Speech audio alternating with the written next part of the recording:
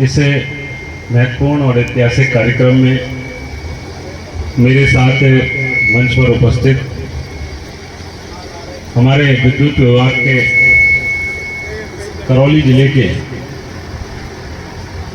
इस पूरे विद्युत विभाग को संभालने वाले सम्माननीय एसई साहब श्री जौहरीलाल जी, उनके साथ में ही उनकी धर्मपत्नी और भारतीय जनता पार्टी की एक मजबूत और कर्मठ कार्यकर्ता सम्माननीय श्रीमती कमला जौहरीलाल जी हमारे साथ इस कार्यक्रम में नगरपालिका सपोर्टरा के चेयरमैन प्रतिनिधि सम्माननीय श्री भरतलाल जी, हमारे पास के गांव डावरा से पूर्व सरपंच और जिनकी धर्मपत्नी अभी पंचायत समिति सदस्य है, ऐसे सम्माननीय समेराज जी,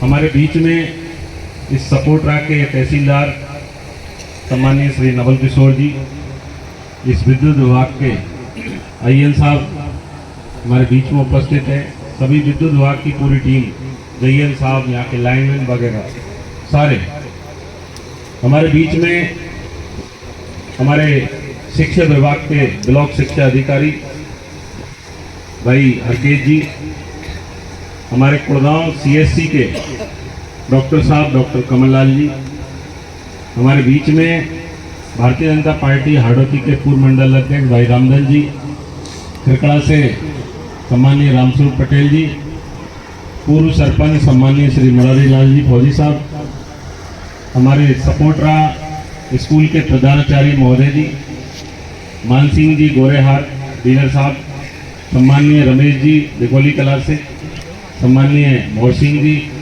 राकेश जी डावरा और भारतीय जनता युवा मोर्चा के मंडल अध्यक्ष भाई प्रताप जी पाकड़, हमारे मीडिया के सम्मानित बंधु देवेंद्र जी, विनोद जी और सभी साथी जो हमारे साथ में उपस्थित हुए, उन सबका स्थानीय सम्माननीय राजूलाल जी साहब पूर्व सरपंच साहब, सम्माननीय श्री केशव सिंह जी राजपूत साहब, सम्माननीय श्री कालू राम जी मीणा साहब केजड़ापुरा से, सम्माननीय श्री रामकेश जी केजड़ापुरा से, श्री प्रसादी पटेल जी, श्री प्रभुलाल जी धावाई साहब, श्री अमरलाल जी भड़ंगपुरा से, हमारी पार्टी के भी नेता साहब बहुत वरिष्ठ आदमी है, सम्माननीय श्री रामनिवास जी पटेल साहब मोतीपुरा से, श्री पन्नालाल जी पटेल साहब टोटपुरा से, श्री रामस्वरूप जी मास्टर, श्री राजपूत जी कायमपुरा से, श्रीपत जी प्यारेलाल जी डीलर साहब, हमारे निजी स्कूल के जो संचालन कर रहे सम्माननीय, जो मंच का संचालन कर रहे पूर्व में वो गोटिया साहब किधर गए, वो गोटिया साहब भारतीय जनता पार्टी कार्यकर्ता, ये भी वरिष्ठ कार्यकर्ता, और हमारे जो स्थानीय विद्यालय के यहाँ अभी प्रधानाचार्य आए थे पूरी टीम, सम्मानीय चित्रण जी और सभी ने, और मेरे सामने विराजमान स्थानीय बस्ती के सभी पंच बुजुर्ग, सम्मानित पंच पटेल, सम्मानित नौजवान साथी और मातृशक्ति के रूप में विराजमान सभी माता और बहनों, नौजवान साथियों, आप सबने इस कार्यक्रम के माध्यम से हम सबको बुलाकर जो स्वागत और सम्मान दिया है, उसके लिए मैं पूरी बस्ती के चरणों में नतमस्तक होकर आपके सामने प्रणाम करता हूँ।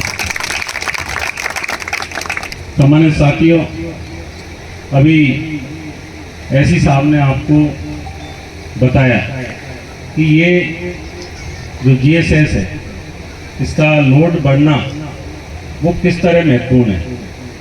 आने वाले समय में जो हमारे बुजुर्ग है, हमारी बुजुर्ग माताएं हैं, जो अपने छोटे बच्चों को, हमारी बहन बेटियां घर पर छोड़कर और रात बरात में आप किस तरह से अपने फसलों को खड़ी करने के लिए कूड़ मोड़ने आप जाते हो, इससे ट्रांसफर का जो लोड कैपेसिटी बढ़ी है, निश्चित रूप से आने वाले समय में आप सबको जिन परिस्थितियों में आप चल रहे हो उससे निजात दिलाएगा। और हमारी सरकार, हमारा प्रदेश का जो मुखिया है सम्माननीय श्री भजन लाल जी, उन्होंने लक्ष्य तय कर रखा है। मैं इस मंच के माध्यम से आपसे कह के जाऊँ कि साहब अब लग गया, कल से दिन में लाइट आएगी, तो ये बेईमानी होगी। लेकिन मैं इतना जरूर बता रहा हूँ कि निश्चित रूप से पूरी सरकार लगी हुई है कि आने वाले समय में किसानों को सुबह जिस तरह एक ऑफिस का टाइम होता है 9 बजे जाना, 5 बजे ऑफिस बंद हो जाना, उसी चरण की बात ही उसी तरह उस कहावत को चरितार्थ करने के लिए हमारे प्रदेश के मुख्यमंत्री लगे हुए हैं कि 2027 से पहले मैं इस प्रदेश के किसानों को 9 से 5 में लाइट दूं, ताकि प्रदेश का किसान जाए और एक ड्यूटी की बात ही जाए, दिन में अपना काम फ्री करके घर वापस लौट आए। मैं ये नहीं कहता ये लाइट हो सके अभी बढ़ जानी चाहिए, दिन में अभी मिलना चाहिए, लेकिन परिस्थितियां जो पूर्व की सरकार में रही, जिस तरह की सरकार का 5 साल गुजरा, केवल आपस में सरकार को बचाने में उनका समय निकला। जो हमारे लिए प्रोडक्शन बढ़ना चाहिए, जो लाइट के उत्पादन के स्रोत बढ़ने चाहिए, वो स्रोत 5 साल में कहीं भी नहीं बढ़े।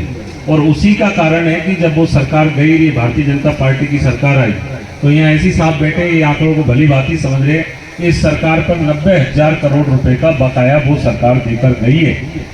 और देने के साथ में एक गारंटी भी देके गई है कि जिस कंपनी से उधार लिया है उसको वो unit wise day by day पहले चुकाना है, और चुकाने के बाद में जो लाइट बचे उसके बाद में वो प्रदेश के लोगों को देनी है। तो उस बंधता से, उस बंधन से बंधे हुए हम लोग हैं, क्योंकि उसको चुकाने में लाइट की प्रॉब्लम आती है। लेकिन निश्चित रूप से मैं आपको विश्वास दिलाऊंगा कि सरकार काम कर रही है, बहुत बड़ी कंपनियों से भी MOU किया हुआ है। तो आने वाले समय में न केवल बड़तून को बल्कि पूरे प्रदेश में जो हमारा लाइट का सिस्टम है वो निश्चित रूप से सुधरेगा। और सुधरने के साथ में ही ये जो बड़तून पंचायत में हम खड़े हैं, आपको विश्वास दिला रहा हूँ कि आने वाले समय में निश्चित रूप से आपको दिन में लाइट मिलेगी, निर्बाध बिजली मिलेगी, कटौती नहीं होगी, ये आपको निश्चित रूप से पता चलेगा। साथ में ये जो ट्रांसफार्मर की कैपेसिटी बढ़ना है, ये मात्र एक कैपेसिटी बढ़ने के रूप में मैं नहीं देखता हूँ। मैं इसलिए नहीं सोचता हूँ कि केवल यहाँ एक इसकी कैपेसिटी बढ़ा दी, आपने हमारा स्वागत कर दिया। मैं आपसे निवेदन करना चाहूँगा कि जब हम दोनों के बीच में बात हो रही थी तो हमारे बीच में एक विषय था। मैं बोला इनसे, साहब ये ट्रांसफार्मर की कैपेसिटी बढ़ना एक सामान्य बात नहीं है। तो ये पूछ रहे कैसे। मैंने इनको बताया कि इसलिए नहीं है कि ये जो लोग हैं वहाँ के, ये पूर्व वाले के पास में कितनी बार जाके आए, ये ट्रांसफार्मर की कैपेसिटी बढ़ना बड़तून पंचायत के पंच बटेलों की आन मान और शान का प्रश्न है। इसलिए इसका लोड पावर हमको बढ़ाना है, ताकि वहां के लोगों को ये एहसास हो कि यदि सही समय पर सही व्यक्ति खड़ा रहे तो निश्चित रूप से आप सबका भी सम्मान उतना ही होगा जितना आप जिस सम्मान के आप हकदार हो। आपने निरंतर 15 साल उनको दिया, और मैं बहुत सुलझा हुआ व्यक्ति हूँ और खुले में बात करना पसंद करता हूँ। ऐसी साहब का जब यहाँ आना करौली के अंदर, तो आप जैसे बुद्धिमान लोग बहुत मेरे पास बोलते हैं कि आप लोग इस तरह चलोगे तो राजनीति में लंबा नहीं चलोगे। मैंने बोला मुझे लंबा नहीं चलना, मुझे ऐसा चलना है सबके मन को भाना चाहिए। और मेरा उद्देश्य ही है कि हर व्यक्ति, क्योंकि आज का समय ऐसा है, वो ये देखता है कि ये व्यक्ति जाएगा फलाने टाइम में रिटायर हो जाएगा तो ये MLA टिकट मांगेगा, तुझे परेशान करेगा। और ये बात सच है, ये सब आप लोग भी समझते हो ये बातों को, कोई नादान नहीं है, राजनीति का खेल है, सब समझते हो। लेकिन मैं एक बात मानता हूँ, पहले वाले का था, आपको पता है उसके लिए एक शब्द यूज किया जाता था कि वो तानाशाह है। मैं आपको बताऊं वो तानाशाह कैसे बना। सबसे पहले उसने अपनी पार्टी के लोगों को खत्म किया और वो अकेला मैदान में खड़ा रहा, उसकी गलतियों को बताने वाला कोई नहीं था, और इसलिए वो तानाशाह की प्रवृत्ति में आया। आज आने वाले 2028 में विधानसभा के चुनाव होंगे, ये सब लोग टिकट मांगने वाले हैं, ये बैठे हैं, और कुछ लोग नहीं है वो भी टिकट मांगेंगे। ये खुला रेस का मैदान है, इसमें हम लोग सब तैयारी करते हैं। और मैं मानता हूँ कि पॉजिटिव माहौल में सबको करना चाहिए। ये राजनीति किसी एक आदमी के बाप की बापों की नहीं है, ये खुला मंच है और इसमें सबको अपनी मांग रखनी चाहिए।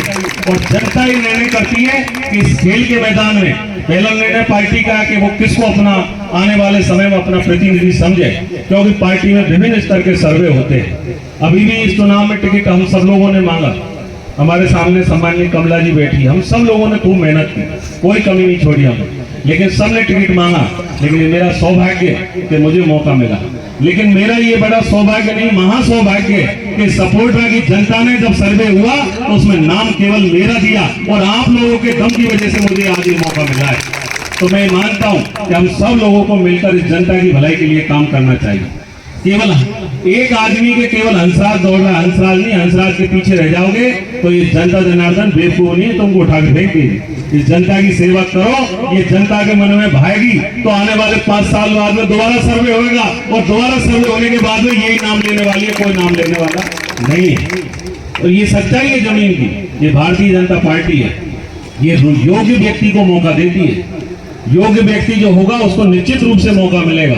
ये पहले वाली कांग्रेस पार्टी की सरकार नहीं है जो अयोग्य आदमी हो, तानाशाही हो, बदमाश हो और उसको टिकट देकर बैठा दे। और यहाँ के लोग भी मैं मानता हूँ कि बहुत बुद्धिमान लोग हो चुके हैं और आप इतने बुद्धिमान हैं, मुझे विश्वास है कि निश्चित रूप से आने वाले समय में जो इस दुनिया के इस क्षेत्र के अंदर जो योग्य हो उसी को चुनो। अयोग्य को चुनोगे तो कभी भी क्षेत्र का भला होने वाला नहीं है। और यही है आपके वोट की ताकत कि आपने वोट की ताकत को पहचाना और आज ऐसी साहब और पूरी टीम के साथ में इस ट्रांसफार्मर की लोड कैपेसिटी बढ़ी है। ये आपके वोट की ताकत है, इसमें किसी व्यक्ति का कोई एहसान नहीं है।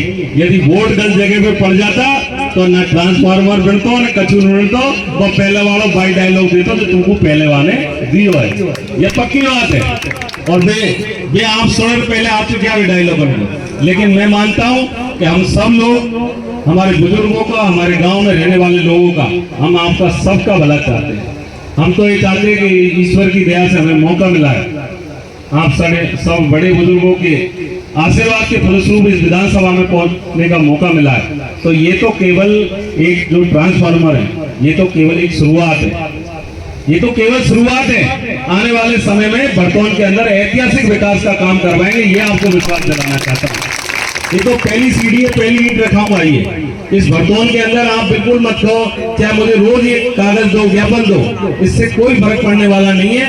इस भरतौन के अंदर इतना रचा बचा हूँ, हर घर घर तक मैं अपनी पहुंच रखता हूँ। मैंने हर घर का बच्चा पढ़ा है, मुझे सबका पता है कि इस घर को किसकी आवश्यकता है। और मैं ये भी विश्वास दिला रहा हूँ कि इस क्षेत्र के अंदर अभी मैं आपको बताना चाह रहा हूँ, अभी मैंने एक रोड का कार्य अभी तुरंत रिसेंटली भेजा है अपना भरतून से लेके टोटपुरा से गुलाबपुरा। ये रोड में भी 2-3 दिन निकला, बहुत क्षतिग्रस्त है। अभी हमने सरकार के सामने इसको मैंने भेजा है और सरकार से मुझे विश्वास है कि जस्ट 15 दिन के पीछे 2 करोड़ रुपए की स्वीकृति इस रोड के लिए होने वाली है। ये रोड का काम अभी चालू करवाऊं। उसके बाद में मुझे पता है मोतीपुरा से खेजड़ापुर होते हुए वो रोड पे निकलकर जाना है, तो आने वाले समय में उस काम को भी हम करवाएंगे। यहाँ से लेके बड़नपुरा से होते हुए और आगे जो डावरा हमारी ककरिया से रास्ता निकलना है, वो पहले टेंडर हो चुका है, लेकिन वो ठेकेदार ने अपने हाथ ऊंचे कर दिए। पहले वालों ने उसको पूरे को खत्म कर दिया, वो तो छोड़कर भाग गया।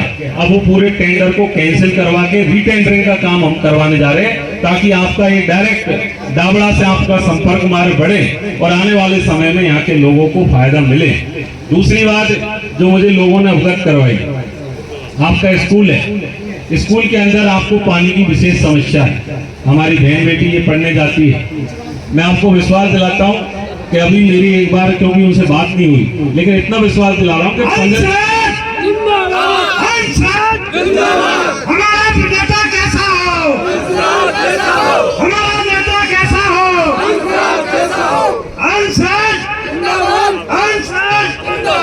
बस मैं खुश हो गया। मैं उस तरह का आदमी नहीं जिस तरह आप मुझे बनाना चाह रहे थे। लेकिन मैं एक बात बताऊं आपको, हमारे स्कूल का जो विषय है, इस स्कूल में पानी की समस्या है। तो मेरी एक बार पीएचडी वालों से बात हो जाए, लेकिन मैं इतना बता रहा हूँ आपको, 15 दिन के अंदर अंदर इसमें बड़ी बोरिंग मशीन लगा हुआ है। ये विश्वास है आप, और आप ध्यान रखना, मेरे को याद दिला देना 14वें दिन लगी कि नहीं लगी। दूसरा, भरतून विद्यालय में आपने कक्ष की मांग की, तो मैं अभी सरकार से जब भी ये प्रस्ताव जाएंगे इनको मैं भिजवा कर, और ये पैसा क्योंकि आप चाहते हो कि सिर्फ मेरे कोर्स से मिले, मैं सोच रहा हूँ मेरा कोर्स तो आपको इमरजेंसी में काम आएगा, जितना हो सके सरकार से खींचकर लाओ, वो काम आने वाला। मेरे को तो कभी भी ले लेना, आप जाने वाली जरूरत नहीं है आपको।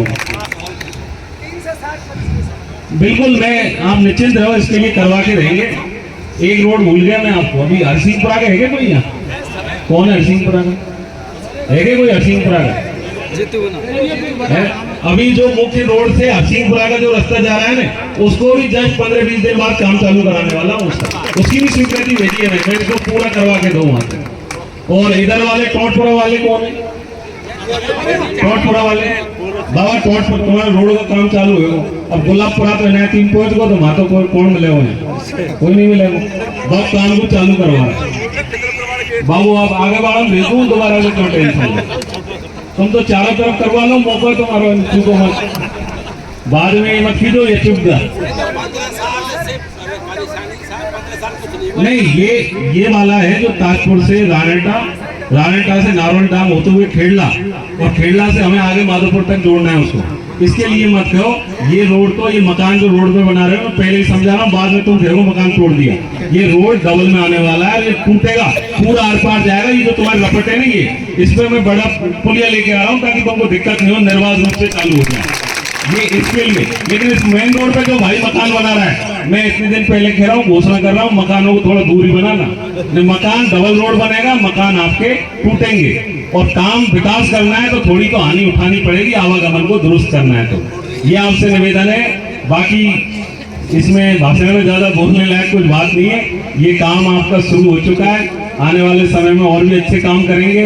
और हम सब भारतीय जनता पार्टी के जो सिपाही बैठे साथ में, हमारे जो साथ में एक अभी ऐसी साहब ने कहा ना, गाड़ी के दो पहिए, अब एक पहिया इधर उधर भागे तो गाड़ी चलेगी नहीं, तो ये पहियान को हम बराबर हैं, लारे लेट चल रहा है, हमारा कहीं मतभेद नहीं है। हम तो ऐसे लारे लारे चले, बराबर से चले, ताकि तुम्हारा भलो रहे कि सभी कर रहे हैं। आप सब लोगों ने बहुत मान सम्मान दिया।